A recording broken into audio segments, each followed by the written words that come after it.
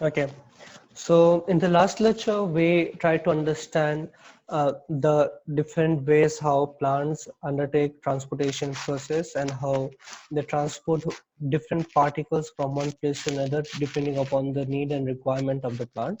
Plant को अपने कौन से पार्टिकल्स की रिक्वायरमेंट है और कहाँ पे उसको जरूरत होती है उसको एक पार्ट से दूसरे पार्ट में पहुंचाने का काम वैस्कुलर टिश्यूज करते हैं। वैस्कुलर टिश्यूज के अंदर हमने ये देखा था that the plant had two types of vascular tissues that are xylem and the phloem. Xylem is responsible for transporting water, whereas phloem is responsible for transporting food molecules and sugar molecules throughout the plant body. So यहाँ तक हम लोग का last topic खत्म हो गया था। Will move on, will proceed further, आगे देखते हैं कि हम लोग को और क्या सीखने को मिलता है। ठीक है, so let's get started. So the first thing that we should know, एक minute, okay, so so we'll get started with today's lecture। देखते हैं आज हम लोग को क्या सीखने को मिलता है। So today's topic is transportation in animals, and while talking about animals, our major focus will be on human beings. So once we'll try to understand the transportation taking place in human being, हम लोग ये as a general example लेंगे और most of all बाकी सभी जो vertebrates होते हैं वो लोग भी सेम तरीके से ही ट्रांसपोर्टेशन करते हैं। ध्यान देना, मैंने वर्टिब्रेट्स बोला हूँ, तो मोस्ट ऑफ ऑल जितने भी वर्टिब्रेट्स है उनका ट्रांसपोर्टेशन का जो मैकेनिज्म है that is almost the same. whereas if you talk about non vertebrates, तो सभी लोग ने सभी अलग अलग फाइलम के जो एनिमल्स है उन लोगों के पास अलग अलग मैकेनिज्म और स्ट्रेटजीज है ट्रांसपोर्टेशन के लिए। So our major focus will be on vertebrates and that too human being. Human being कौन से क्लास के अंदर आता है? They come under, they fall under the mammalia class। ठीक है, तो हम लोग in general transportation in human being सीखने वाले हैं। Just to the right side of your screen of my PPT आप लोगों को ह्यूमन सर्कुलेटरी सिस्टम का एक डायग्राम दिखेगा जहाँ पे रेड कलर का जो पाइपलाइन है वो ऑक्सीजनेटेड ब्लड को डिनोट करता है एंड ब्लू कलर का जो है वो डीऑक्सीजन ब्लड को डिनोट करता है। एक्चुअल में पूरे बॉडी के अंदर ऐसे ऑक्सीजनेटेड एंड डीऑक्सीजनेटेड ब्लड वाले कंपोनेंट्स प्रेजेंट होते हैं। आप लोग को अलग अलग पार्ट्स में हर जगह पे ये देखने को मिलेगा, हर जगह पे आप लोग को ये सब चीज देखने को मिलेगा। फाइन, एंड अगर आप लोग चेस्ट की तरफ देखोगे तो वहाँ पे ह्यूज लंप ऑफ मसल्स है। That lump of muscle is the heart which is the organ responsible for giving the necessary force to the blood so that the blood can flow within the blood vessels। हम लोग इन सभी चीज के बारे में थोड़ा detail में सीखने वाले हैं। Let's see what we are supposed to get over here. Okay, the first thing is what is transportation? How can you define transportation? Or if someone asks you what is transformation, how can you answer it? So the answer to this question is transportation in animal takes place by a fluid matrix in which the particle, either useful or wasteful, moves from one place to another। It means what? कि आपके body के अंदर fluid का एक matrix होगा। What do you mean by matrix? It is kind of a medium और arrangement of something in rows and columns. Okay, तो ऐसे लिक्विड मैट्रिक्स रहेगा जिसके अंदर पार्टिकल सस्पेंडेड हो गया। अब ये पार्टिकल या तो फिर यूजफुल भी हो सकता है या वेस्टफुल भी हो सकता है। रेस्पिरेशन वाले टॉपिक में हम लोगों ने देखा था कि ये जो ब्लड होता है वो लंग से ऑक्सीजन को कैरी करता है, तो यहाँ पे ऑक्सीजन क्या हो गया? यूजफुल हो गया। बट जब ये ऑक्सीजन सेल में चले जाता है और सेल से कार्बन डाइऑक्साइड ब्लड को कैरी करता है, तो उस वक्त में ब्लड कार्बन डाइऑक्साइड को कैरी कर रहा है, मतलब वो क्या है? हार्मफुल चीज हो गया या वेस्टफुल मटेरियल हो गया। तो इस तरह जो हम लोग के ब्लड है या जो भी फ्लूइड मैट्रिक्स है उनका काम क्या है? पार्टिकल्स को वन पॉइंट से दूसरे पॉइंट तक पहुंचाने का काम होता है। ठीक है, सो ये जो पार्टिकल्स होते हैं या तो फिर वो यूजफुल होगा या तो फिर वो वेस्टफुल हो सकता है। It depends upon the nature of the particle and from where it is gained. Next point अगर हम देखें यहाँ पे, तो ये फ्लूइड मैट्रिक्स कैन बी, दो टाइप के फ्लूइड मैट्रिक्स हम लोग के पास होते हैं। अगर आप लोगों ने कभी किसी कॉकरोच को मारा होगा या मच्छर को मारा होगा तो आप लोगों ने देखा होगा कि उनमें से ब्लड नहीं निकलता है। अगर आप लोग मस्कीटो की बात करोगे सर ब्लड निकलता है, पर वो ब्लड जो मस्कीटो को मारने के बाद निकलता है वो एक्चुअल में हमारा ही सक किया हुआ ब्लड होता है। बट अगर आप लोग ने ऐसे मच्छर को मार देते हो जिसमें बिल्कुल भी ब्लड प्रेजेंट नहीं है तो उसमें से बिल्कुल ब्लड नहीं निकलता है। रादर उनके बॉडी में से ट्रांसपेरेंट या येलोइश कलर का फ्लूइड निकलता है। सेम कॉकरोच के लिए भी होता है, मोस्ट ऑफ ऑल जितने भी इंसेक्ट्स होते हैं उनके अंदर से ऐसा येलोइश या ट्रांसपेरेंट फ्लूइड निकलता है। ये ट्रांसपेरेंट फ्लूइड भी एक फ्लूइड मैट्रिक्स है जो ट्रांसपोर्टेशन का काम करता है, इसके अंदर लोअर एनिमल्स के अंदर। ऐसे फ्लूइड मैट्रिक्स को हम लोग कहते हैं हेमोलिम्फ। क्या कहेंगे हम लोग? हेमोलिम्फ कहते हैं। फाइन। जबकि अगर हम लोग वर्टिब्रेट्स के अंदर देखेंगे, जैसे फिश हो गया, पीसीस हो गया, एम्फीबिया हो गया, रेप्टेलिया, एव्स या मेमेलिया हो गया, या पांचों क्लास अगर हम देखते हैं, ये पांचों क्लास के अंदर अगर हम लोगों ने बॉडी को पियर्स किया, अगर बॉडी को कट कर दिया, हम लोगों ने डाइसेक्ट किया, तो उसमें से रेड कलर का फ्लूइड निकलता है। ये रेड कलर का फ्लूइड क्या होता है? ब्लड होता है। सो ब्लड किसके अंदर होता है? वर्टिब्रेट के अंदर होता है। फाइन। सो ये जो फ्लूइड मैट्रिक्स है, हमने देखा है कि फ्लूइड मैट्रिक्स दो टाइप के होते हैं, एक हेमोलिम्फ होता है, एक ब्लड होता है। हेमोलिम्फ येलोइश कलर का है तो फिर ट्रांसपेरेंट होता है। ये मोस्ट ऑफ ऑल आप लोगों को इनवर्टिब्रेट्स के अंदर दिखता है। कॉमन एग्जांपल अगर हम लोग लेंगे तो इंसेक्ट्स के अंदर ही होता है। whereas when you talk about the fluid matrix in vertebrate consists of blood। क्या रहेगा? ब्लड रहता है जो रेड कलर का प्रेजेंट होता है। Right, moving on. अभी हम लोग यहाँ पे ये देखेंगे that this fluid move along a system of conducting tissue। हम लोग के पास ऐसा कंडक्टिंग टिश्यूज होगा जिसके अंदर से फ्लूइड पास होता है। ये कंडक्टिंग टिश्यू को हम लोग क्या कहेंगे? As a whole circulatory system. आपके राइट साइड में जो ह्यूमन बॉडी का डायग्राम है, ये पूरे सर्कुलेटरी सिस्टम को रिप्रेजेंट करता है। राइट। सो ये सर्कुलेटरी सिस्टम के अंदर से ही फ्लूइड मैट्रिक्स पास ऑन होता है, और ये पास ऑन होने की वजह से अलग अलग पार्ट में पहुंचता है। राइट। अभी जो सर्कुलेटरी सिस्टम है, that circular system is of two types. दो अलग अलग टाइप के होते हैं। पहला जो है वो है open circulatory system. Open circulatory system में क्या होता है? इनमें ब्लड वेसल्स नहीं होता है, बस एक हार्ट जैसा स्ट्रक्चर होगा, और वो सीधा ब्लड को या तो फिर हेमोलिम्फ को सीधा पंप कर देता है। पंप करने के बाद पूरे बॉडी में, पूरे टिश्यूज में डायरेक्टली ब्लड मिक्स हो जाता है। उसको कैरी करने के लिए, ब्लड को हार्ट से स्पेसिफिक पॉइंट में कैरी करने के लिए कोई ट्यूब स्ट्रक्चर्स नहीं होते हैं, जिसको हम लोग ब्लड वेसल कहते हैं, वो नहीं होता है। तो ऐसे सर्कुलेटरी सिस्टम को हम लोग क्या कहेंगे? Open circulatory system. ह्यूमन इसका एग्जांपल नहीं है। फाइन। दूसरा जो हम लोग देखेंगे circulatory system, that is closed circulatory system. It means what? That the blood और the fluid matrix will not be moving freely throughout the tissue of the human body. Right, पूरा freely move नहीं होता है। Rather जब उसको heart से दूसरे point में जाना होता है, तब वो ब्लड वेसल से पास होता है। इसी वजह से ब्लड यहाँ पे ओपनली किधर भी मूव अराउंड नहीं हो सकता है। And that is why this circulatory system is called as closed circulatory system. I hope so आप लोगों को सब चीज समझा है। अगर आप लोगों को कुछ डाउट रहेगा तो आप लोग नोटबुक में नोट डाउन करके रख लो। लास्ट में जो डाउट सॉल्विंग सेशन है उसमें हम लोग सबका डाउट को क्लियर कर देंगे। और अगर आप लोग ऐसा लगता है कि कुछ ऐसा डाउट है जो आपको अब भी तुरंत क्लियर करवाना है, तो आप लोग चैट बॉक्स में डाल सकते हो। राइट। सो इस तरह हम लोग ट्रांसपोर्टेशन एनिमल्स के बारे में देखते हैं। हमने देखा है कि ट्रांसपोर्टेशन इन एनिमल्स के अंदर फ्लूइड मैट्रिक्स की जरूरत होती है। ये फ्लूइड मैट्रिक्स पार्टिकल्स को वन पॉइंट से दूसरे पॉइंट तक पहुंचा देता है। फ्लूइड मैट्रिक्स दो टाइप के होते हैं, हेमोलिम्फ और या तो फिर ब्लड होता है। और ये फ्लूइड मैट्रिक्स जो है वो अलग अलग क्या बोलते हैं, कंडक्टिंग टिश्यूज से पास होता है। इस कंडक्टिंग टिश्यूज का पूरा सिस्टम को हम लोग क्या कहते हैं? Circulatory system. There are two types of circulatory system. The first one is open circulatory system and the second one is close circulatory system. Fine. I hope आप लोगों को सब कुछ समझा अच्छे तरीके से। Moving on to the next slide. अगर आपको कुछ डाउट रहेगा तो आप लोग उसको नोट डाउन करके रखो। लास्ट में डाउट सेशन में हम लोग उसको पूरा क्लियर आउट करेंगे।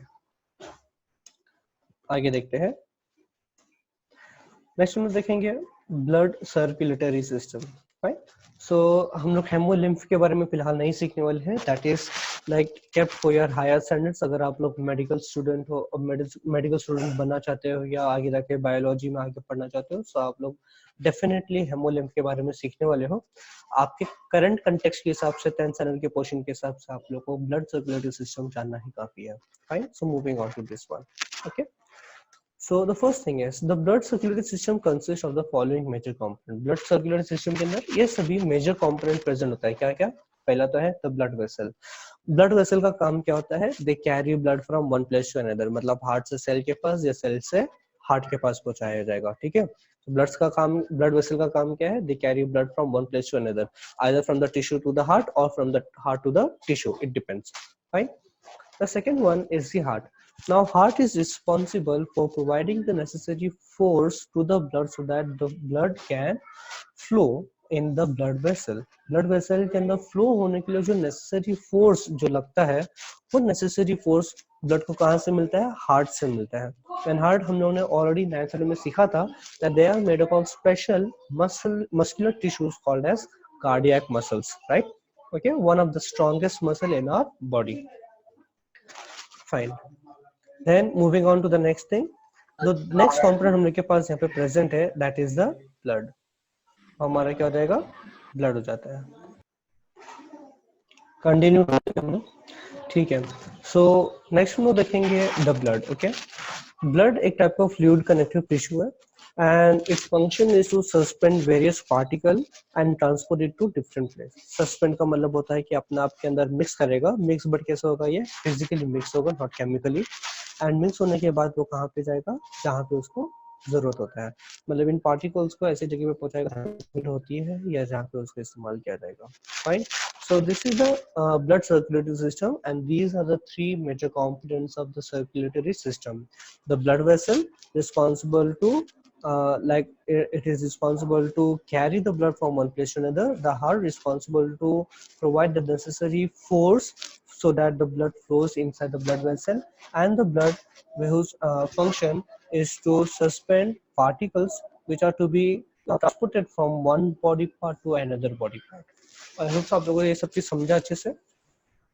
हम लोग आगे बढ़ते हैं. कुछ डाउट है तो आप लोग नोट डाउन करके रख लो, सब साथ में बाद में पूछ लेंगे. ठीक है. Moving on to the next slide. Next अगर हम लोग यहाँ पे देखेंगे तो ब्लड वेसल्स के अंदर अगर हम देखते हैं तो ब्लड वेसल्स दो टाइप के होते हैं हमारे पास. कौन से है? एक आर्टरी है, दूसरा वेन है. हम लोग पहले ये डायग्राम को पहले एनालाइज करते हैं, समझने की कोशिश करते हैं कि किस तरह दोनों के बीच में डिफरेंसेस है, एंड देन लेटर ऑन हम लोग इसका डिफरेंशिएशन टेबल देखेंगे कि दोनों में डिफरेंसेस क्या होगा. Fine. If you talk about artery, तो आर्टरी का ये इनर डायमीटर है, ठीक है, और वेन का ये इनर डायमीटर है. By looking at the diagram itself, we come to know that the inner diameter of artery is relatively small as compared to vein. And ये क्यों होता है? क्योंकि आर्टरी के अंदर प्रेशर को बनाए रखना होता है, जबकि वेन के अंदर इजी फ्लो होना जरूरी है. इस चीज की वजह से यहाँ पे प्रेशर बनाने के लिए आर्टरी का जो डायमीटर है वो कम होता है, एंड वेन के अंदर इजी फ्लो होने के लिए यहाँ का डायमीटर क्या होता है? ज्यादा हो जाता है. बट आर्टरी में क्योंकि प्रेशर हाई होता है, तो हाई प्रेशर होने की वजह से उसके वॉल जो है थिक होना चाहिए, वरना आर्टरी अपने आप ही फट जाएगी हाई प्रेशर होने की वजह से. And that is why they have thick walls. Okay, why do they have thick walls? To withstand the high pressure of blood which is passing through the artery. Whereas when you talk about veins, the blood inside the vein has low pressure and therefore their walls are relatively thin. उनके walls जो होते हैं वो thin होते हैं. आपको ये दिख रहा है? Plus you might see some extra structures over here. आपको यहाँ पे कुछ extra structures देखने को मिल रहा होगा, right? Okay, ये जो एक्स्ट्रा स्ट्रक्चर्स है ये क्या है? ये valves है. Okay, a valve is nothing but a structure which helps to prevent backflow of blood. Blood को वापस पीछे आने से रोकता है, क्योंकि आर्टरी के अंदर प्रेशर हाई है तो ब्लड का पीछे होने का कोई चांसेस ही नहीं है, and that is why they lack, उनके पास वेल्व्स नहीं होता है. Whereas when you talk about veins, due to low pressure of blood inside the vein, what will happen is there are chances that the blood may backflow, यहाँ से पीछे वापस पीछे फ्लो हो जाएगा और इस वजह से वो दूसरे पीछे वाले ब्लड के साथ मिक्स हो जाएगा. We should like remember this point also, that artery is responsible to carry oxygenated blood, जिसके अंदर ऑक्सीजन होता है. Oxygenated blood is oxygen rich blood, whereas when you talk about vein, they transport deoxygenated blood which is carbon dioxide rich blood. Okay, तो अगर when के अंदर backflow होता है तो क्या होगा पता है? इसका जो डीऑक्सीजनेटेड ब्लड है वो आर्टरी के ऑक्सीजनेटेड ब्लड के साथ मिक्स हो सकता है, and to prevent that backflow veins के पास क्या होता है? वेल्व्स होते हैं. तो ये वेल्व्स जो है ये बैकफ्लो को प्रिवेंट करके रखता है. सो ये बेसिक स्ट्रक्चर होगी उनके बीच में. हम लोग थोड़ा और डिफरेंशिएशन के पॉइंट्स भी देख लेते हैं जो हम लोग को इम्पोर्टेंट है समझने के लिए. Okay fine. सो ये जो अभी मैं आप लोग को बता रहा हूँ, ये आपका होमवर्क में आपको लिखना है। जो भी टेबल मैं आपको अभी देने वाला हूँ, ये पूरा आपको टेबल नोटबुक के अंदर नोट डाउन करके रखना है। It is one of the most important differentiation table when it comes to your board examinations, and बहुत बार इससे related practical based questions and theoretical questions भी पूछा गया है। ठीक है, सो आप लोग make sure that you have a note of all these differentiation points between veins and artery. ठीक है, सो हम यहाँ पे ये देखते हैं। सो ये हो जाता है differentiation table between veins and artery, और हम लोग इसको समझने की कोशिश करते हैं अभी। ठीक है, फाइन। सो लेट अस से कि आर्टरी और वेन में सबसे पहला डिफरेंसेस क्या है। हमने ऑलरेडी ये देखा है कि आर्टरी जो है वो क्या है, थिक वॉल्ड है। क्यों? क्योंकि उसके अंदर हाई प्रेशर होता है, जबकि वेन है उसके अंदर वो कैसे होते हैं, they are thin walled. Why? Because it contains low pressure of blood, right. Lumen, हम लोगों ने डाइजेशन में सीखा था कि इनर डायमीटर को हम लोग क्या कहते हैं, ल्यूमेन कहते हैं। सो ल्यूमेन यहाँ पे स्मॉल है, मतलब यहाँ पे डायमीटर क्या है, small. So it has a smaller lumen, whereas when you compare it with vein, vein contains large lumen। हम लोगों ने देखा था कि पिछले स्लाइड में कि किस तरह इनर डायमीटर वेन्स का ज्यादा था और आर्टरी का स्मॉल था। ठीक है, if you talk about the next point, तो यहाँ पे क्या हो रहा है, आर्टरी में क्या होता है, it carries oxygenated blood from heart to other parts of the body. Artery का काम क्या होता है, ऑक्सीजनेटेड ब्लड को हार्ट से दूसरे बॉडी पार्ट्स में पहुंचाने का काम होता है। बट यहाँ पे एक एक्सेप्शन है, पूरे बॉडी के अंदर सिर्फ एक ऐसी जगह है आर्टरी के अंदर जहां पे वो डीऑक्सीजनेटेड ब्लड को कैरी करता है। वो वैसा पॉइंट है जहां पे डीऑक्सीजनेटेड ब्लड को हार्ट से लंग के पास पहुंचाया जाता है। If you see over here, ये देखो, ऑक्सीजनेटेड ब्लड को heart to other parts of the body तक तो पहुंचाया जा रहा है, बराबर कि नहीं, राइट। बट एक एक्सेप्शन ऐसा है जहां पे एक आर्टरी जिसका नाम पल्मोनरी आर्टरी है, ये पल्मोनरी आर्टरी क्या कर रहा है, ये डीऑक्सीजनेटेड ब्लड को हार्ट से लंग की तरफ कैरी करने वाला है। फाइन, इसके बारे में हम लोग डिटेल में सीखने वाले हैं आने वाले स्लाइड्स में। आप लोग बस इस चीज को समझ के रखो, that artery carries oxygenated blood from heart to other parts of the body, except for one case where pulmonary artery carries deoxygenated blood from heart to the lungs। आगे देखते हैं अभी। When you talk about veins, it is completely opposite to that. So vein carries deoxygenated blood from different parts of the body to the heart। अभी ये क्या करेगा, ये हमारे टिश्यू से, हमारे सेल से डीऑक्सीजनेटेड ब्लड को लेके आएगा हमारे हार्ट की तरफ। बट यहाँ पे भी एक एक्सेप्शन है। अगर पल्मोनरी वेन देखोगे तो पल्मोनरी वेन क्या करते हैं, ये ऑक्सीजनेटेड ब्लड को कैरी करता है लंग से हार्ट की तरफ। इसी बारे में भी हम लोग देखने वाले आने वाले स्लाइड्स में। फाइन, आई होप सो आप लोगों को सब चीज समझ में आ रहा है।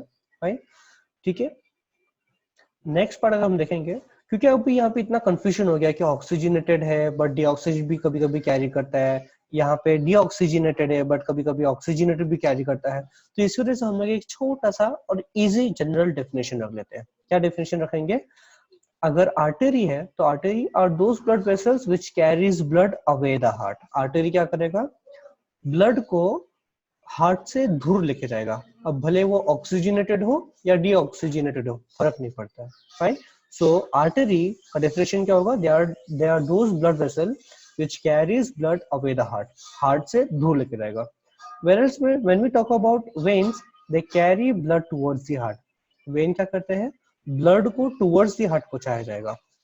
आई होप आप लोग को सब चीज समझ में आ रहा है। यहाँ पे देखो, यहाँ पे इनका डेफिनेशंस एकदम अपोजिट है। Artery carries blood away the heart, whereas vein carries blood towards the heart, blood की तरफ लेके, हार्ट की तरफ लेके आता है। Okay, next we have saw that artery contains high pressure of blood, whereas vein contains low pressure of blood when you compare these two. Then in arteries, valves are absent. In arteries, valves are absent as no backflow occurs due to high pressure। है ना, valves absent होता है, क्यों? क्योंकि यहाँ पे backflow का कोई chances नहीं है हाई प्रेशर होने की वजह से। जबकि अगर आप लोग veins देखोगे तो vein के अंदर valves present होता है, क्यों? ताकि वो backflow को प्रिवेंट कर सके, क्योंकि यहाँ पे ब्लड का जो प्रेशर होता है काफी लो होता है। सो ब्लड वापिस पीछे आ सकता है अगर वेल्व्स नहीं होते तो। Fine, if you talk about the position of artery are present usually in the inner portion of the body। inner portion मतलब क्या, close to your bones और इनसाइड द मसल, मसल के अंदर होता है या तो फिर बोन्स के पास में होता है, ठीक है। तो मोस्ट ऑफ जो आर्टरी होते हैं वो सरफेस में नहीं, वो हमारे बॉडी के इनर पार्ट में, इनर पोर्शन में प्रेजेंट होते हैं। whereas when you talk about veins, they are present in the periphery of the body part close to the skin, ठीक है। पेरीफेरी का मतलब होता है बाउंड्रीज या बॉर्डर्स। तो मोस्ट ऑफ अगर आप लोग आपके ये अगर आप लोग अपने तो आपको जितने भी ब्लड वेसल्स देख रहे हैं उसमें मेजोरिटीली वेन्स होते हैं, हालांकि उसमें कुछ कुछ आर्टरीज भी प्रेजेंट होते हैं। Okay, so most of all veins pass through the periphery of the body parts, वो हमारे बॉडी के बाहरी हिस्से में प्रेजेंट होता है, बट स्किन के अंदर ही होगा, ठीक है। नेक्स्ट देखेंगे हम लोग, the largest artery is the aorta। aorta सबसे लार्जेस्ट आर्टरी है। हम लोग नेक्स्ट स्लाइड में देखेंगे कि aorta क्या होता है, ठीक है, फाइन। सो जो सबसे बड़ा जो हमारे पास आर्टरी है वो क्या है, aorta है। एंड सबसे बड़ा जो वेन है वो क्या है, वेना कावा है। क्या होगा, वेना कावा, फाइन। ये आप लोगों को सब अच्छी तरीके से याद रखना है। The last point of differentiation is that कि आर्टरी हार्ट में से निकलता है, मतलब aorta से निकलेगा। जो aorta है वो हार्ट में से निकलता है, एंड जैसे वो हार्ट से निकलता है उसके ब्रांचेस होने लगते हैं। तो ये aorta छोटा छोटा छोटा छोटा ब्रांचेस में डिवाइड होते जाता है। मतलब यहाँ पे क्या होगा, बड़े से छोटे छोटे ब्रांचेस में डिवाइड होता है। कौन, आर्टरी। यहाँ पर हम लोग देखेंगे, so artery emerges from the aorta and gradually divides into fine capillary. से डिवाइड करते करते करते करते वो छोटे छोटे कैपिलरीज में कन्वर्ट हो जाते हैं। Capillaries are the thinnest blood vessel which have diameter less than the hair. हमारे बालों के एक सिंगल स्ट्रैंड के डायमीटर से भी कम कैपिलरी के डायमीटर्स होते हैं। दूसरा अगर हम लोग देखेंगे वेन्स में, so veins are formed by merging several capillaries finally forming the vena cava. अब यहाँ पे उल्टा हो रहा है, क्या होगा, यहाँ पे छोटे छोटे कैपिलरीज साथ में जुड़ेंगे और जिससे वो मोटा मोटा मोटा बड़ा बड़ा होते जाएगा और हम लोग को फाइनली क्या मिलेगा, वेना कावा मिलेगा। क्या मिलेगा, वेना कावा। तो एओर्टा डिवाइड होके कैपिलरी बनता है और कैपिलरी मिलके वेना कावा बनेगा। इस तरह हम लोग इसको समझ सकते हैं, ठीक है। अगर आप लोग को ये सब चीज अच्छी तरीके से समझ में आया है तो हम लोग ये बोल सकते हैं कि आप लोगों को ब्लड वेसल और जो टॉपिक है, ब्लड वेसल का जो कंपोनेंट है सर्कुलेटरी सिस्टम का, वो अच्छी तरीके से समझ में आ गया है। आप लोग का ये होमवर्क है कि पूरा डिफरेंशिएशन टेबल को आप लोग अच्छी तरीके से अपने नोटबुक में नोट डाउन करके रख के मुझे बता देना है। आई होप आप लोगों को सब चीज समझ में आया। अगर इसमें कुछ पॉइंट्स आपको नहीं समझा तो आप लोग नोट डाउन करके रखो, लास्ट वाले स्लाइड में हम लोग इसके ऊपर डिस्कशन करेंगे। आगे बढ़ते हैं अभी हम लोग देखेंगे द हार्ट। सो अभी ह्यूमन हार्ट के अंदर हम लोग देखते हैं कि क्या क्या चीज है। The heart is the organ which provides a pumping force to the blood which makes it flow in the blood vessel, है ना। ब्लड को फ्लो होने के लिए जो नेसेसरी फोर्स लगता है, that force is exerted by the blood.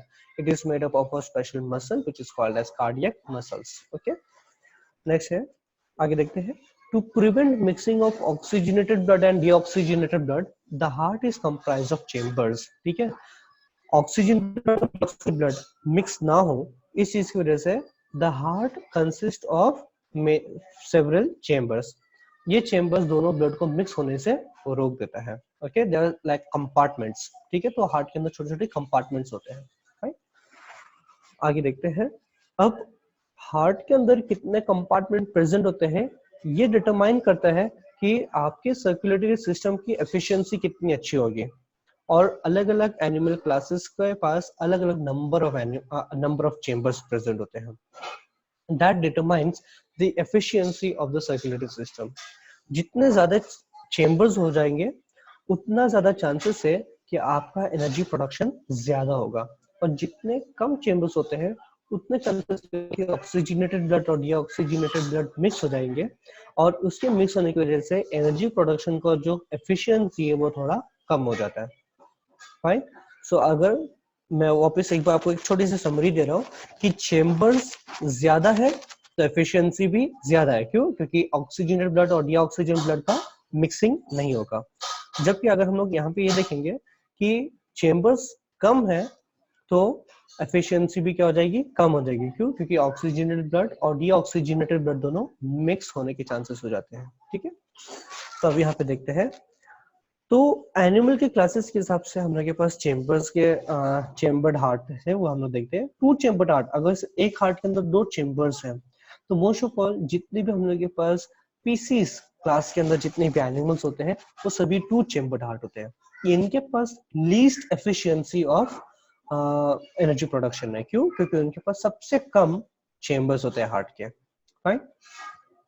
And इस चीज की वजह से उनका ब्रीदिंग रेट भी ज्यादा होता है। अगर आप देखोगे तो फिशेस जो होते हैं वो बहुत तेज सांस लेती है। Why? Because their circulatory system's efficiency is relatively less. Okay. Whereas when you talk about three chambered heart, amphibia और रेप्टेलिया इसके अंदर आते हैं। बट रेप्टेलिया में एक एक्सेप्शन है क्रोकोडाइल का। Crocodile being the only reptile which has four chambered heart. इसके अलावा बाकी सभी एम्फीबिया और रेप्टाइल्स के पास थ्री चेम्बर्ड हार्ट होते हैं। एंड इस चीज की वजह से कंपेयर टू पीसीस इनके पास इनका जो एनर्जी प्रोडक्शन का जो एफिशिएंसी है वो बेटर है। इसकी वजह से लोग के अंदर एनर्जी प्रोडक्शन भी ज्यादा अच्छी तरीके से होता है। Whereas when you talk about four chambered hearts, इसके अंदर एव्स और मैमेलिया आता है। एव्स सभी बर्ड्स हो जाते हैं, मैमेलिया के अंदर सभी मैमल्स आ जाते हैं इंक्लूडिंग ह्यूमन बीइंग। तो हम सभी लोगों के पास फोर चेम्बर्ड हार्ट होता है। The four chambered heart is a maximum number of chambers that a living organism can have, and that is why four chambered organisms have the highest efficiency of circulatory system. हमारे पास four chambered heart होते हैं और सबसे अच्छी जो efficiency होती है energy production का वो किसमें होता है? फोर चेम्बर्ड हार्ट के अंदर होता है। ओके, आगे देखते हैं। अभी हम लोग इसको आगे कंटिन्यू करते हैं। आगे देखो क्या बोला है, the lesser the number of chamber in heart the more will be the probability of oxygenated and deoxygenated blood to be mixed.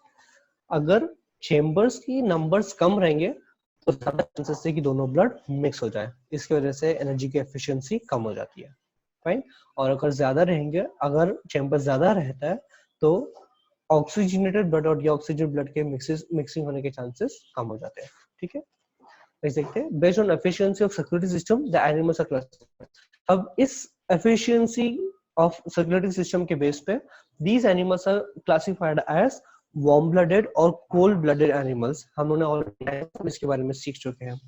Cold blooded animals are also called as poikilothermic animals.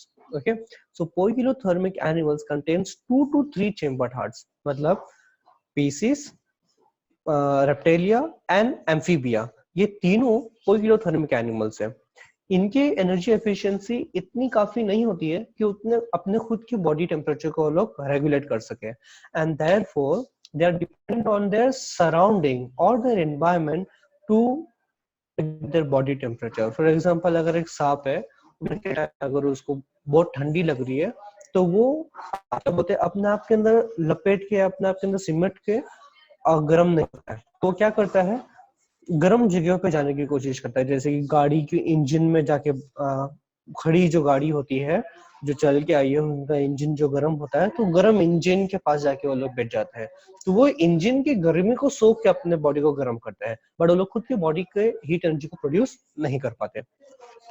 Such kind of animals are called as cold-blooded animals because they are dependent on the factors, the external factors in their environment, so that they can control or regulate their body temperature.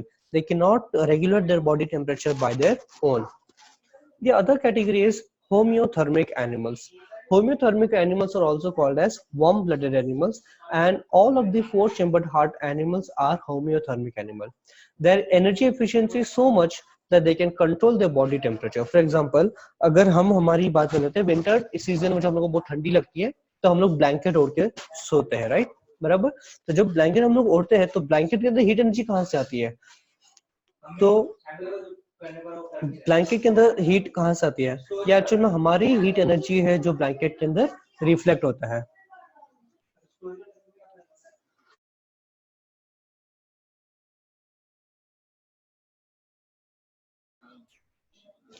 ठीक है, तो ये जो homeothermic है, इन लोग के पास एक काफी एनर्जी एफिशिएंसी थी because and therefore they can control their own body temperature. Such kind of animals are called as warm-blooded animals. अब सब लोग सब चीज समझा है, हम लोग मूव ऑन करते हैं, आगे देखते हैं कि हम लोगों को क्या समझ में आता है। ठीक है, विल सी। नेक्स्ट पॉइंट देखते हैं अभी हम लोग। ओके, तो हम लोग पहले ह्यूमन हार्ट के बारे में थोड़ा जनरल टॉपिक्स देखते थे, फिर हम लोग उसके बारे में स्ट्रक्चर्स देखेंगे। तो ह्यूमन हार्ट के बारे में हम लोग देखते हैं। Human heart consist of 4 chambers and hence there is a greater efficiency and ability to maintain body temperature by its own. दूसरा देखते हैं human heart contains 4 chamber. हमारे पास 2 upper chambers and those 2 upper chambers are smaller in size, whereas when you talk about the lower chambers, जो नीचे के side होते हैं, they are huge in size. ऊपर के जो चेम्बर्स हो जाएंगे वो छोटे होते हैं, नीचे के जो चेम्बर्स होते हैं बड़े होते हैं. Upper chambers are called atrium and sometimes referred to as auricle, and lower chambers are called as ventricles. ठीक है, आप लोग ये चीज को याद करके रखो, these are very important. Fine. Next देखते हैं, the circulation of blood in human heart is also called as double circulation. Human heart के अंदर जो circulation होता है उसको हम लोग double circulation भी कहते हैं, क्योंकि एक ही कार्डियक एक ब्लड हार्ट के अंदर 2 बार एंटर होता है. वो कैसे, हम लोग आगे वाले स्लाइड्स में देखेंगे. फाइन. तो आप लोग ये चीज को याद रखो, the circulation of blood in human body is called as double circulation. Why? Because blood in a single cardiac cycle enters twice the heart. Fine. Let's move on. देखते आगे. ये हो जाता है हार्ट का डायग्राम. हम लोग इसके बारे में आगे स्टडी करने वाले. ठीक है. So working of human heart. सबसे पहले क्या होता है, तो हम लोग अभी आप लोग को मैं कुछ मार्किंग करके दिखाता तो आप लोग अच्छी तरीके से समझ में आ जाएगा.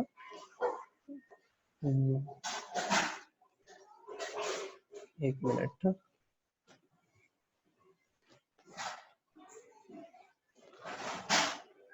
Okay fine. सो अभी मैं ब्लू कलर यूज कर रहा हूँ डीऑक्सीजनेटेड ब्लड को रिप्रेजेंट करने के लिए, but you should like keep this in mind कि अगर हम लोग के बॉडी में से खून निकलता भी है, ठीक है, तो खून निकलने के बाद भी आप लोग डीऑक्सीजनेटेड ब्लड और ऑक्सीजनेटेड ब्लड के बीच में डिफरेंसेस नहीं बता सकते हैं, because they both are the same. मैं यहाँ पे ब्लू और रेड इसलिए रिप्रेजेंट कर रहा था ताकि आप लोग को समझ में आए कि कौन से पार्ट में कौन सा टाइप का ब्लड है और फिर बाद में उसका क्या होने वाला है. फाइन. सो आई होप सो आप लोग इसमें बिल्कुल भी कंफ्यूज नहीं हो गए. मैं ब्लू और रेड कलर सिर्फ रिप्रेजेंटेशन के लिए यूज करने वाला हूँ, इसका असली में कुछ लेना देना नहीं है. फाइन. सबसे पहले हम लोग ये मान के चलते हैं कि हमारा जो ब्लड है वो डीऑक्सीजनेटेड हो गया है सेल्स के अंदर. अब सेल से वो कहाँ पे आया है, वो कैपिलरीज में से जुड़ के वेना कावा में आया. अब वेना कावा से हमारे हार्ट के अंदर एंटर होने वाला है. Fine. So we have a total of 2 vena cavas. कितने वेना कावास हमारे पास? 2 वेना कावा है. ठीक है, वो कौन से हम लोग यहाँ पे देख लेते हैं. तो 2 वेना कावा कौन से जाएंगे, एक तो हो जाता है सुपेरियर वेना कावा एंड दूसरा है inferior vena cava. Fine. Okay, so we have 2 vena cavas over here, superior vena cava and inferior vena cava.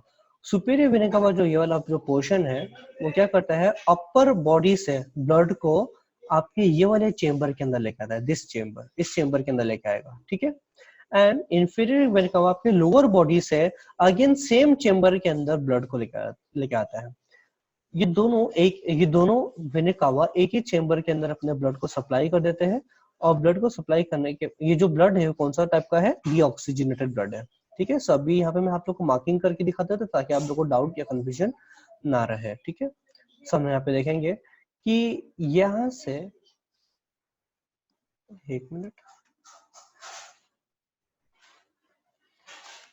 तो हम यहाँ पे ये देखेंगे कि यहाँ पे सबसे पहले डीऑक्सीजन ब्लड आया और यहाँ से भी डीऑक्सीजन ब्लड हमारे हार्ट के अंदर आता है. ठीक है. यहाँ तक आप लोगों को सब चीज समझा होगा आई गेस, राइट. सो यहाँ पे दोनों को मैंने ब्लू एरो से रिप्रेजेंट किया है, तो इसका मतलब क्या कि ये दोनों कौन से टाइप के ब्लड है, डीऑक्सीजनेटेड ब्लड. यहाँ से वो इधर एंटर होता है, इसके अंदर एंटर होगा, और ये वाले जो पाइपलाइन है यहाँ से किधर एंटर होगा, इधर एंटर होता है. तो इस तरह हमारे इस चेम्बर के अंदर हम ब्लड जो हो गया वो एंटर हो जाता है. फाइन. आई होप आप लोगों को सब समझा है. कंफ्यूजन अवॉइड करने के लिए मैंने यहाँ पे लिख के रखा हूँ कि कौन सा लेफ्ट साइड है और कौन सा राइट साइड है. तो आप लोगों को दिख रहा होगा that this is the right side and this is the left side. आप बोलोगे सर ये उल्टा लिखा हुआ है. एक्चुअली में उल्टा नहीं लिखा हुआ है. हम लोग को इस तरह इमेजिन करना है कि ये हार्ट जो है ये हमारे तरफ फेसिंग है. तो अगर हम लोग इसको उल्टा करके देखेंगे तो हम लोग का लेफ्ट जो है राइट बन जाएगा, राइट जो है लेफ्ट बन जाएगा. तो इस तरह ये डायग्राम सही है. तो आप लोग इसमें बिल्कुल भी डाउट मत करना. तो यहाँ पे ये क्या हो जाएगा, राइट साइड हो जाएगा, और ये क्या हो जाएगा, लेफ्ट साइड हो जाएगा. फाइन. ठीक है. तो ये आपके रेफरेंस के लिए मैंने रखा हूँ ताकि आप लोगों को कुछ डाउट कंफ्यूजन ना हो. ठीक है. आगे अभी हम लोग यहाँ पे देखते हैं, तो जब ये चेम्बर के अंदर एंटर होता है, ये चेम्बर का नाम क्या हम लोग यहाँ पे देखते हैं, इन चेंबर का नाम क्या होता है, राइट आर्टियम। देखो राइट साइड है और अपर पोर्शन है, सो राइट अपर पोर्शन हम लोग क्या कहेंगे, राइट आर्टियम। हम लोग ने ये देखे थे अपर चेंबर्स हम लोग क्या कहते हैं, आर्टियम, और लोअर चेंबर्स को क्या कहते हैं, वेंट्रिकल्स कहते हैं। तो यहाँ पे ये क्या हो जाएगा, राइट आर्टियम। तो राइट आर्टियम के अंदर एंटर हुआ है ब्लड, कहाँ से एंटर हुआ है, सुपेरियर वेना कावा और इंफेरियर वेना कावा से एंटर हुआ है, ठीक है। इसके बाद ब्लड कहाँ से जाएगा, ट्रिकस्पिड वाल्व। आपको यहाँ पे दिख रहा है तीन, यहाँ पे हमारे पास इलास्टिक मेम्ब्रेन्स है। ये तीन इलास्टिक मेम्ब्रेन्स क्या करते हैं, ये वाल्व को ओपन कर देता है। ये वाल्व को ओपन करने की वजह से क्या होता है, जो ब्लड है वो अभी कहाँ पे एंटर हो जाएगा, लोअर चेंबर में एंटर होने वाला है, ठीक है। सो ये लोअर चेंबर में कैसे एंटर होगा, सीधा यहाँ से एंटर हो जाएगा, इधर एंटर हो जाएगा। फाइन फाइन, इस तरह ये एंटर हो जाएगा। सो आप लोग इसमें कुछ डाउट नहीं है। सो यहाँ पे एंटर होने के बाद जब ये हार्ट वापस, जब हार्ट के अंदर कॉन्ट्रैक्शन होता है तो ब्लड के अंदर, तो प्रेशर की वजह से ब्लड जो है वो यहाँ पे भी फोर्स डालेगा और यहाँ पे भी फोर्स डालेगा। तो यहाँ पे फोर्स डालने की वजह से क्या हो जाता है, ये जो वाल्व है कम्प्लीटली बंद हो जाता है। आप लोगों को करके दिखा देता हूँ। यहाँ पे जो वाल्व है कम्प्लीटली सील हो जाता है, कम्प्लीटली सील हो जाता है। फाइन, मैं आप लोग को थोड़ा अच्छे से करके दिखा देता हूँ। ये देखो, ये जो वाल्व है वो कम्प्लीटली इस तरह सील हो जाता है, ऐसा सील हो जाता है। क्यों, क्योंकि यहाँ पे ये जो ब्लड है उसको ऊपर की तरफ पुश कर रहा है। तो इसकी वजह से यहाँ पे जो ब्लड आ चुका है, ये जो ब्लड है जो अंदर आ चुका है वो वापस बाहर नहीं आ सकता, मतलब आरटीएम में नहीं जा सकता है। तो ये प्रेशर कहीं तो भी रिलीज होना चाहिए, तो ये कहाँ पे जाता है, दूसरे पाइपलाइन में, मतलब यहाँ से जाएगा।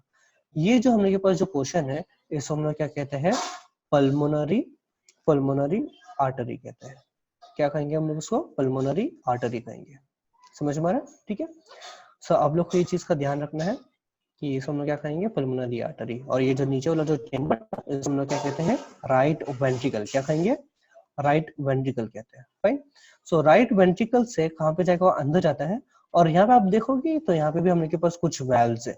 तो ये जो वेल्व है, ये दिख रहा है आप लोग को, जो वेल्व्स है, ये जो वेल्व्स है, इन वेल्व्स को हम लोग कहते हैं आर्ट्रियल वेल्व्स। क्या कहेंगे, आर्ट्रियल वेल्व्स। तो यहाँ से एक बार जो ब्लड एंटर हो जाता है पल्मोनरी आर्टरी के अंदर एंटर हो जाता है, तो पल्मोनरी आर्टरी के अंदर एंटर होने के बाद वो वापिस राइट वेंट्रिकल के अंदर नहीं आ सकता है। तो यहाँ से अभी वो कहाँ पे जाएगा, वो हमारे लंग्स में जाएगा, मतलब ये हार्ट से बाहर निकल चुका है। आप ये चीज का ध्यान देना कि ये अभी कहाँ निकल गया है, हमारे हार्ट से बाहर निकल गया है। अभी कहाँ पे जाने वाला है, वो लंग्स के अंदर जाने वाला है, ठीक है।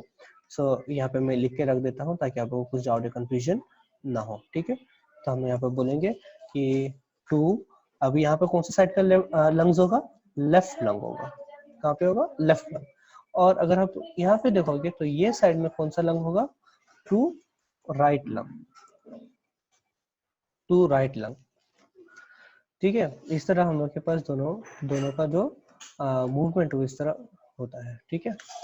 तो फाइन, सो अगर आप लोग यहाँ पे देखोगे तो यहाँ से जो ब्लड अंदर गया है आर्ट्रियल वाल्व को पास करके, पल्मोनरी आर्टरी से जो निकला है वो अभी कहाँ पे जाने वाला है, ये साइड से लेफ्ट लंग में जाएगा और ये साइड से राइट लंग में जाएगा।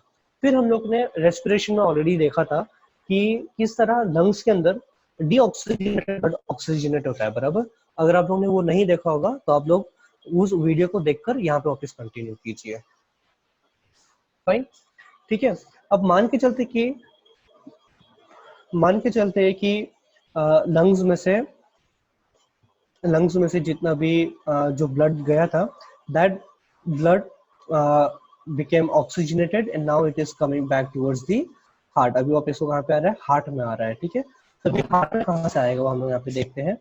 तो इसको समझाने के लिए मैं आपको अभी कलर यूज करूंगा, रेड कलर यूज करूंगा। तो रेड कलर भी किसको रिप्रेजेंट करेगा, ऑक्सीजनेटेड ब्लड को रिप्रेजेंट करेगा, ठीक है। फाइन, सो अभी लंग्स अभी कहाँ पे जाएगा, वापस हार्ट के अंदर जाएगा, राइट। सो ये जो छोटे छोटे ब्लड वेसल्स दिख रहा है आप लोग को, जो वॉलेट कलर से रिप्रेजेंट किए गए हैं, अगर आप देखोगे तो यहाँ पर मेरे पास टोटल 4 ऐसे पाइपलाइंस है, राइट। तो ये जगह, यहाँ से ये जो दो पोर्शन है, ये दो पोर्शन में ऑक्सीजन ब्लड कहाँ से आएगा, राइट लंग से आएगा। और ये जो दो पोर्शन है, यहाँ से जो ऑक्सीजन ब्लड है वो कहाँ से आएगा, लेफ्ट लंग से आएगा। तो राइट लंग से और लेफ्ट लंग से जिस पाइपलाइन से ये जो ऑक्सीजन ब्लड पास होता है, इसको हम लोग क्या कहते हैं, पल्मोनरी वेन।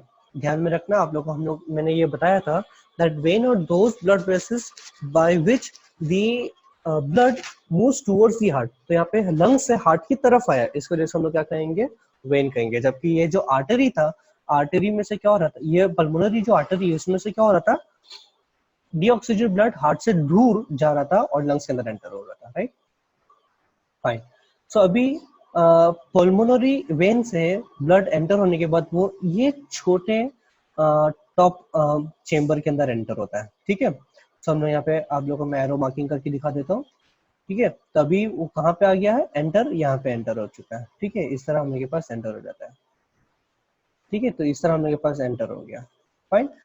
हम लोग के पास पल्मोनरी वेन से पूरा इसके अंदर एंटर हो जाएगा, क्योंकि ये अपर चेम्बर है, तो ये क्या हो जाएगा, आर्ट्रियम, और कौन से साइड में है, लेफ्ट साइड में है। इसकी वजह से इसको हम लोग क्या कहेंगे, लेफ्ट आर्ट्रियम। क्या कहेंगे, left atrium. So the oxygenated blood coming from the lungs enters to the left atrium through the pulmonary vein। किस मदद से आएगा, पल्मोनरी वेन के मदद से आएगा, ठीक है। और फिर बाद में यहाँ से पास होता है, और यहाँ पे अगर आप देखोगे तो यहाँ पे सिर्फ 2 इलास्टिक मेम्ब्रेन्स होते हैं, ठीक है। ऐसे वेल्व्स को हम लोग क्या कहते हैं, माइट्रल वेल्व। क्या कहेंगे, माइट्रल वेल्व कहते हैं, हम इनको माइट्रल वेल्व कहेंगे, राइट। नेक्स्ट आगे हम लोग देखते हैं। सो यहाँ से एंटर होने के बाद किधर जाएगा, वो हमारे लोअर चेम्बर में जाएगा। अब लोअर चेम्बर को हम लोग क्या कहते हैं, वेंट्रिकल्स कहते हैं। और ये लेफ्ट साइड का वेंट्रिकल है, तो इसका नाम क्या हो जाएगा, left ventricle. So left ventricle के अंदर हम लोग का जो ब्लड है वो एंटर हो चुका है, ठीक है। और फिर बाद में इसके अंदर अगर हम देखते हैं तो क्या होगा, लेफ्ट वेंट्रिकल से आने के बाद क्या होता है, जब हार्ट वापस पंप करेगा तो इसी प्रेशर एक्सर्ट होने के बाद ये वाल्व दब जाते हैं। ये वाल्व दब जाने की वजह से, क्या होगा कि आपके जो वाल्व है वो लॉक हो जाते हैं यहाँ पे, और लॉक होने की वजह से इस तरह वो लॉक हो जाते हैं, ठीक है। जब वो ऊपर हो जाते हैं तो इस तरह वो लॉक हो जाएंगे, ठीक है। तो लॉक होने की वजह से क्या होगा कि यहाँ पे जो हार्ट का, यहाँ पे जो ब्लड का जो प्रेशर है वो किधर तो भी रिलीज होना चाहिए। तो यहाँ पे एक छोटा सा पाइपलाइन होता है जिसके अंदर से वो पास ऑन होगा, ठीक है, जिसका व्यू पीछे की तरफ से दिखेगा। यहाँ पे आपको वो पूरा चेम्बर नहीं दिख रहा, बट यहाँ से पास होगा। इनके पास भी वेल्व्स होता है, और इन वेल्व्स को हम लोग कहते हैं वेंटिकुलर वेल्व। क्या कहेंगे, वेंटिकुलर वेल्व कहते हैं। तो वेंटिकुलर वेल्व से पास होके ये बड़े पाइपलाइन में से, दिख रहा है आप लोग को ये वाला रीजन, ये बड़े पाइपलाइन से ब्लड निकलता है और अलग अलग बॉडी पार्ट के अंदर जाएगा। कहाँ पे जाएगा, अलग अलग बॉडी पार्ट के अंदर पास होता है, ठीक है। तो इसको हम लोग क्या कहते हैं, अयोर्टा। क्या कहेंगे, अयोर्टा कहेंगे। आप लोगों को मैंने बताया था कि सबसे बड़ा जो आर्टरी है वो क्या होता है, अयोर्टा है, और सबसे बड़ा जो वेन होता है वो क्या है, वेना कावा है, ठीक है। समझ में आ रहा है आप लोग को, फाइन। सो यहाँ पे हमने क्या देखा कि यहाँ पे जितना भी हम लोग के पास जो ब्लड है वो अभी एक चेम्बर से पास होकर जाएगा, वेंट्रिकुलर वाल्व को ओपन करेगा और कहाँ पे जाएगा, आपके एओर्टा के अंदर जाता है, ठीक है। तो ये जो बड़ा सा हम लोग के पास जो पोर्शन है हम लोग क्या कहेंगे, एओर्टा करते हैं, ठीक है।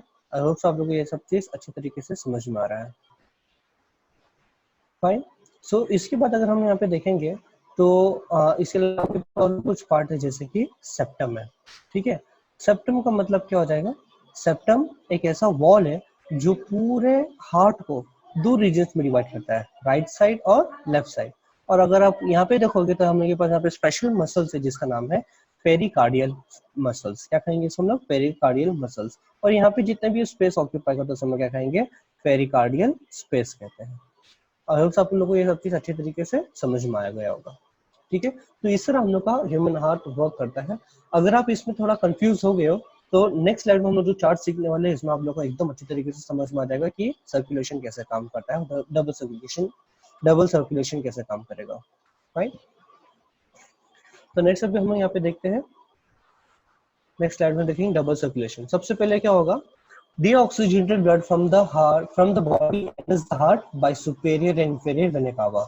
सुपेरियर इंफीरियर वेना कावा से डीऑक्सीजनेटेड ब्लड जो पूरे बॉडी से आया है तो आपके हार्ट के अंदर एंटर करेगा। हार्ट के अंदर कौन से रीजन में एंटर करेगा, राइट आर्ट्रियम के अंदर। So blood enters the right atrium.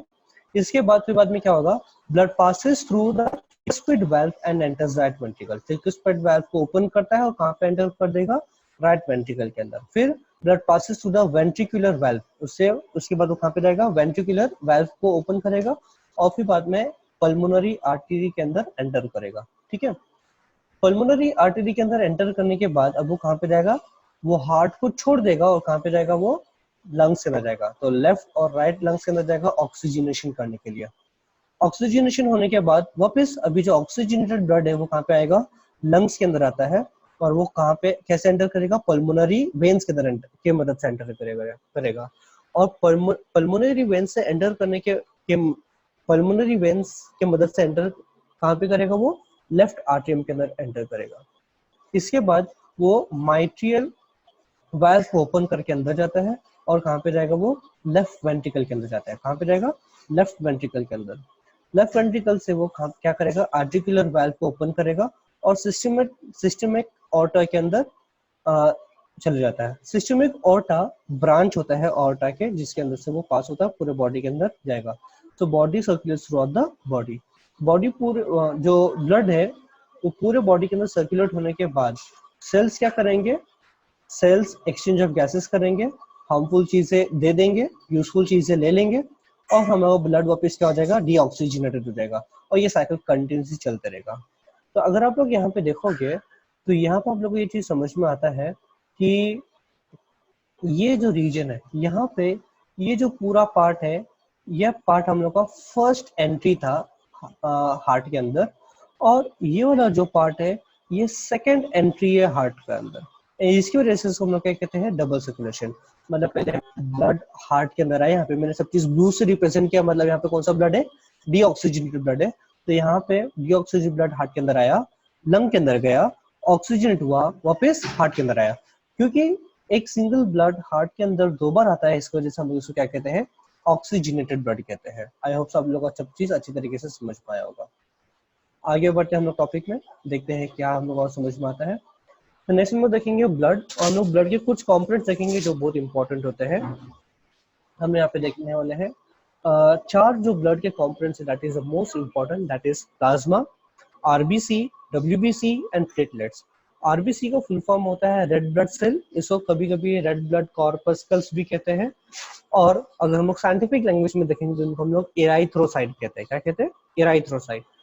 WBC को का full form white blood cells है, कई बार हम लोग इनको व्हाइट ब्लड कॉर्पस्कल्स भी कहते हैं।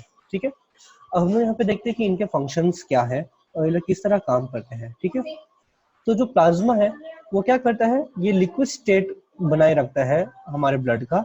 क्योंकि 50% of the blood is compose of what, plasma. ये लिक्विड मटेरियल होता है जो क्या करता है, हमारे ब्लड को लिक्विड स्टेट में रखता है। ठीक है, उस तरह दूसरा जो पॉइंट हम लोग समझते हैं वो क्या है कि वो कौन सा कलर का है, पेल येलो कलर का है। पेल येलो कलर कैसे कलर का होता है, गन्ने का जूस का जो कलर होता है वैसे कलर का प्रेजेंट होता है। ठीक है, और जब हम उनको सेपरेट करते हैं तो इनके अंदर मोस्ट ऑफ ऑल क्या क्या प्रेजेंट होता है, salt, nutrients, water and few enzymes, और कुछ एंजाइम्स प्रेजेंट होते हैं। ठीक है, इनके अंदर इंपॉर्टेंट प्रोटीन्स भी प्रेजेंट होता है जो ओवरऑल ग्रोथ के लिए इंपॉर्टेंट है। हम लोग कंट्रोल एंड कोऑर्डिनेशन लेसन के अंदर सीखने वाले हैं कि ये प्रोटीन कौन से होते हैं, ग्रोथ हार्मोन्स होते हैं। ठीक है, और साथ में न्यूट्रिएंट्स भी होते हैं। ब्लड प्लाज्मा ट्रांसफ्यूजन के लिए भी बहुत इंपॉर्टेंट होता है उन पेशेंट्स के लिए जिनका लिवर फेल हो जाता है या तो उनको लाइफ थ्रेटनिंग इंजरीज होती है। ठीक है, तो ये सभी चीज काफी इंपॉर्टेंट होता है। प्लाज्मा 50% हमारा ब्लड का कॉम्पोजिशन है। ठीक है, अगर हम लोग आरबीसी देखें तो आरबीसी के बारे में हम लोग ऑलरेडी रेस्पिरेशन टॉपिक के अंदर एकदम डिटेल में सीख चुके थे। हमने देखा था कि रेड ब्लड सेल जो होते हैं इनके पास एक रेड कलर का पिगमेंट होता है जिसको हम लोग क्या कहते हैं, हेमोग्लोबिन। हेमोग्लोबिन एक टाइप का प्रोटीन है और इसका काम क्या होता है, ऑक्सीजन को बॉडी में पहुंचाना और कार्बन डाइऑक्साइड को सेल से निकालकर लंग्स में पहुंचाना। ठीक है, नेक्स्ट हम देखेंगे डब्ल्यूबीसी। तो डब्ल्यूबीसी हमारा डिफेंस मैकेनिज्म हमारे बॉडी का, और ये मोस्ट ऑफ ऑल हमारे फॉरेन पैथोजेंस को फाइट करने का मेन काम करता है। फॉरेन पैथोजन क्या क्या हो जाते हैं, जैसे कि बैक्टीरिया हो गया, वायरस हो गया या फंगस हो जाता है, इन सभी चीज को मारने का काम किसका होता है, डब्ल्यूबीसी का होता है। ठीक है, ये हमारे पूरे बॉडी के अंदर सर्कुलेट होता है और बनता कहाँ पे है, they are formed inside the bone marrow. कहाँ पे बनता है, ये बोन मैरो के अंदर।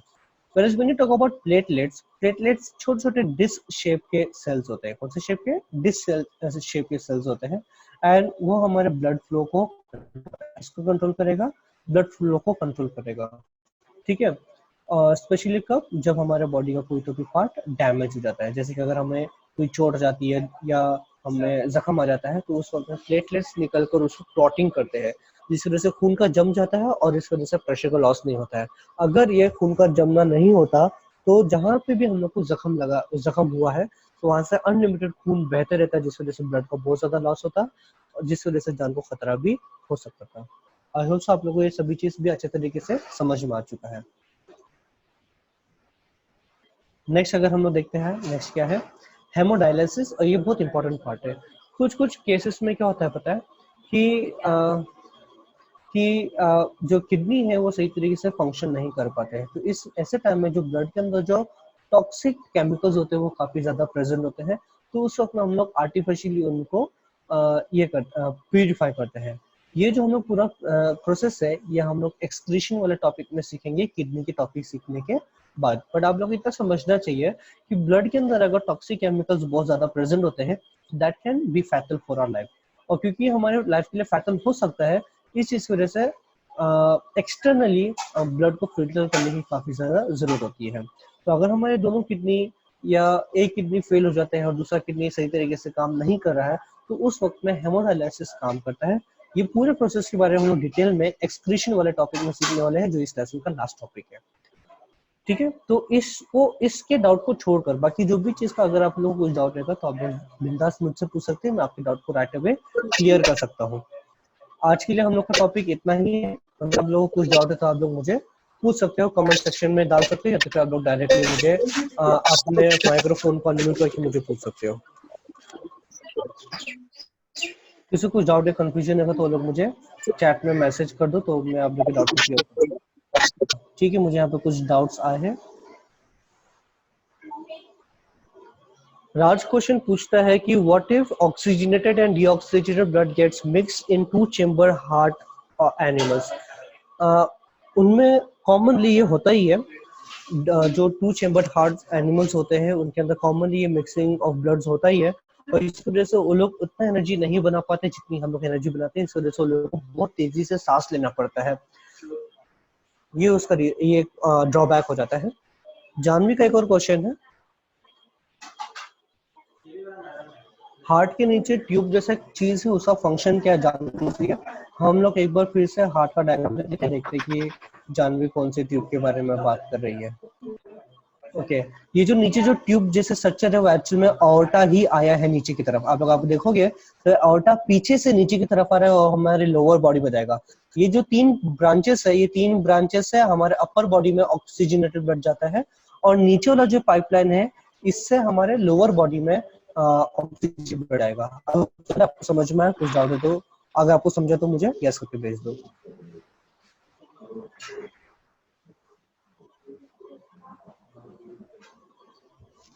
किसी को और कुछ डाउट या कंफ्यूजन है तो मुझे पूछो।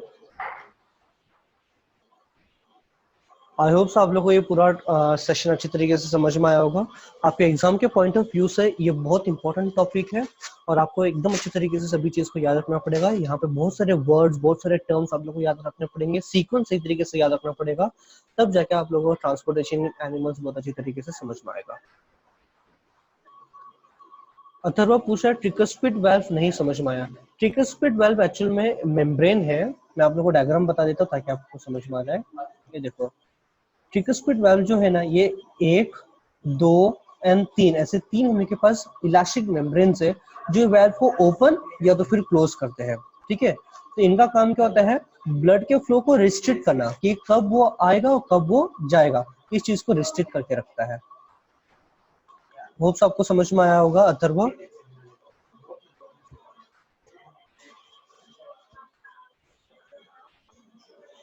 और किसी को कुछ डाउट है तो लोग मुझे पूछ सकते हो, मैं आपके डाउट्स को क्लियर कर दूंगा राइट अवे।